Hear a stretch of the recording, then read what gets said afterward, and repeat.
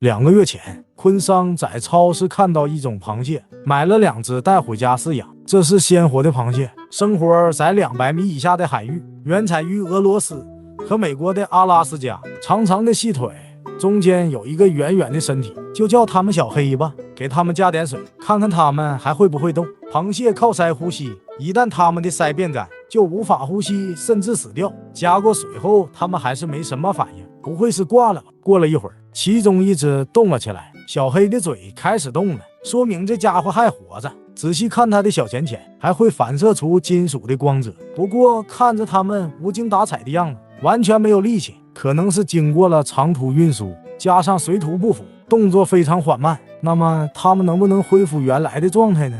昆桑给泡沫箱里加入了一个氧气头，给水里打氧气，让它们的呼吸更加舒畅。2个小时后，看起来它们2个也没有恢复的迹象。如果实在救不了，那只能含泪把它们当做晚餐了。昆桑还是想做最后的努力，把它们放入已经准备好的海水缸里。这只螃蟹已经开始冒泡了，另外一只也放进去。进入鱼缸后的小黑完全一动都不动。1个小时后，小黑还是没有动过。看来不出所料，这2只螃蟹没救了，那只好起锅烧水，水里放点盐。高端的宠物往往只需要简单的烹饪方式。打开小黑腹部的壳，里面有大量的蟹籽，开水煮10分钟就可以吃了。腿上的肉也不能浪费，上次没有饲养成功，让昆桑还是一直记在胃里。8天后，昆桑又在商店买了3只雪蟹，有难度才有意思。昆桑查了资料，资料上说这种雪蟹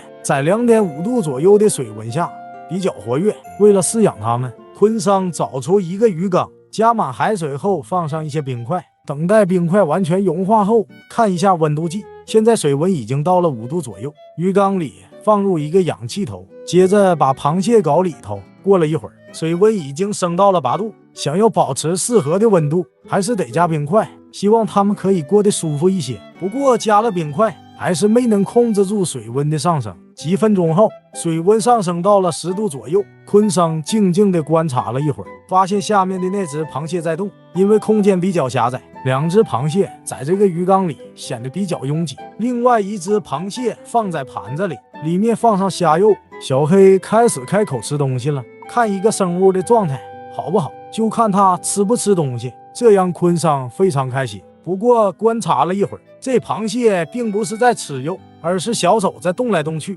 这是什么意思？难道这肉它不喜欢吃？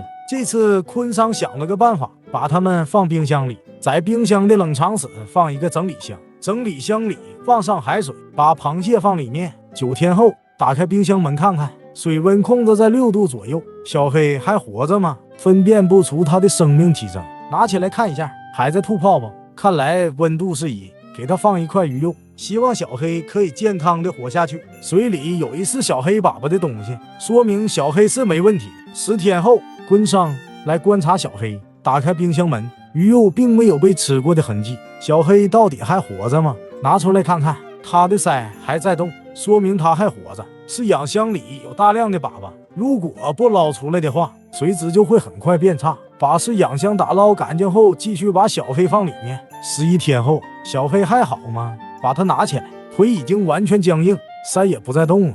到底是什么原因呢？先不管小黑是怎么死的，我们要尊重自然发展的规律，把它洗干净，还是一样的，煮15分钟，物尽其用才不算浪费。16天后，昆桑又买了1只雪蟹，就不信养不活它。这次的雪蟹个头很大，一只都快比一个手掌大了。这次的小黑状态也很好，放进水桶后，它就开始大量的吐起了泡泡。这次昆桑下了血本，使用一个过滤桶，连接上冷水机，把小黑放缸里。它好像有点紧张的都不会动了。有压力不是什么坏事，有压力才有活下去的动力。17天后，小黑还是没活下来，看来这是一种非常难养，但是又很好吃的小宠物。等昆桑的钱包鼓起来，下次还要继续挑战饲养雪蟹。好了，本期雪蟹的故事就分享到这里，我是天哥，我们下期再见。